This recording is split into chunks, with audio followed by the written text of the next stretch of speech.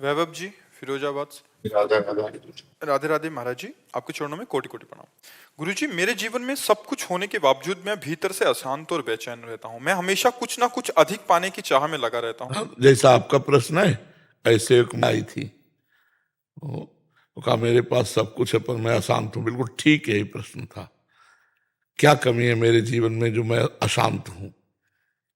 तो सबसे पहली बात है, बिना भगवान के तब लगी कुशल न जीव कहूं, सपने हो मन विश्राम, जब लग भजत न राम को, शोक धाम तज काम। तुम्हारे पास जो कुछ है वो सब नाशवान है। अगर शरीर छूटे तो क्या जाएगा तुम्हारे साथ? हमें बराबर में लगा के बताओ कि बराबर। तो आप यही शब्द निकलेगा ना, कुछ नहीं जाएगा, इसीलिए अशांत है मन। दूसरी बात, तुम जिन भोगों को सुख मान रहे हो, सच्ची मानो मन नहीं चाह रहा हो। वो लग जरूर रहा, ढूंढ, दिशा गलत है उसकी, लेकिन आप देखो हर भोग भोगने के बाद लगता है यार वो जो हमने चिंतन किया था कि मैं कृतकृत्य हो जाऊंगा, सुखी हो जाऊंगा, वो नहीं हुआ यार। शायद उसमें हो, शायद उसमें हो, पूरा जीवन व्यतीत हो जाता है लेकिन मन कहीं टिका नहीं। इसका मतलब वो जो चाह रहा है वो मिला नहीं।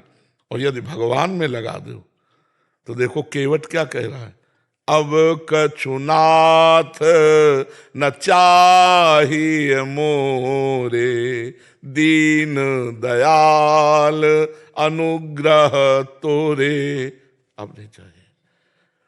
जो चाह थी वो बड़ी जगह पहुंच गई, ठिकाने पे प्रभु के चरणारविंद मिल गए, अब नहीं चाहिए। हम सबसे बड़े बनने की चेष्टा करते हैं चाहे जिस डिपार्टमेंट में हो। नहीं, सब लोग देख लो। क्यों?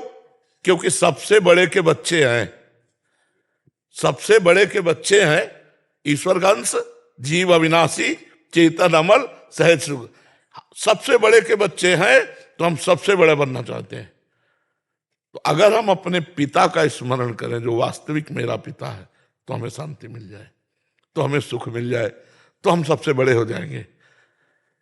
जो प्रतिपल भगवान की कृपा मनाता रहता है, हर क्षण भगवान का नाम जप करता रहता है और आए हुए सुख दुख को समान भाव से भोग लेता है, उसको परम पद ऐसे प्राप्त होता है जैसे पिता की प्रॉपर्टी पर पुत्र का स्वयं अधिकार हो जाता है। हमारी ये आकांक्षा तब तक पूरी नहीं होगी जब तक भगवान नहीं मिलेंगे। बच्चा देखो, जवानी में मन में होता है कि अगर सुंदर दूल्हा मिल जाए या सुंदर दुल्हन मिल जाए, बस फिर अब नहीं, एक मकान बढ़िया हो जाए, अगर एक गाड़ी हो, ये बातें करोड़ों लोगों के पास होंगी।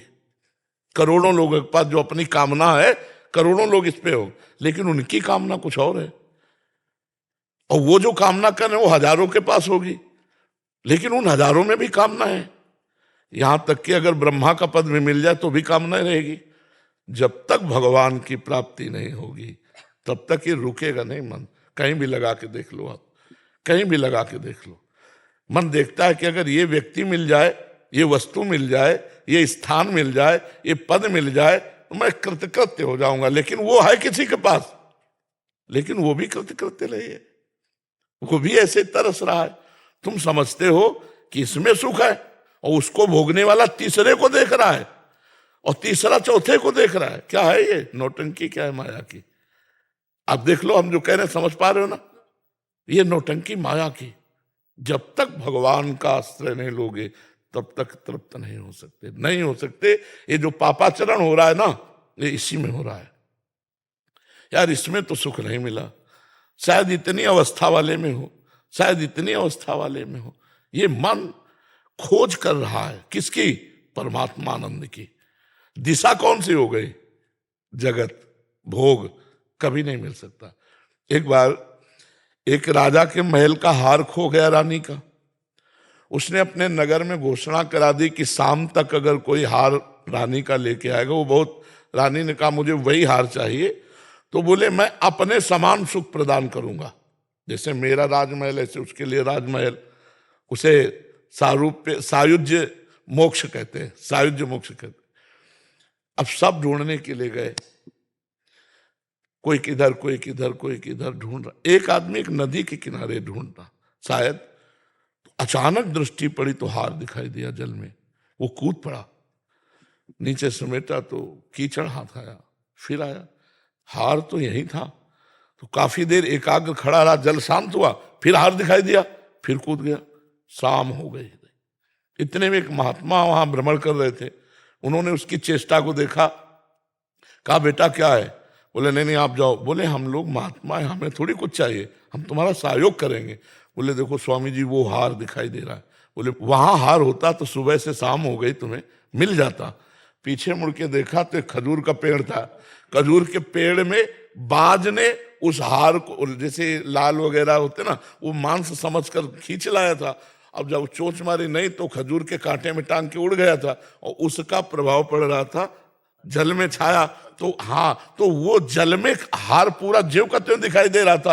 अब वो पूरी शाम हो गई तब न, समझ रहे हो ना? भगवान रूपी राजा ने जीव रूपी प्रजा को कि तुम जो मेरा स्वरूप आनंद है उसको खोज लो, आनंद को, तो मैं तुम्हें सायुज्य मोक्ष दूंगा।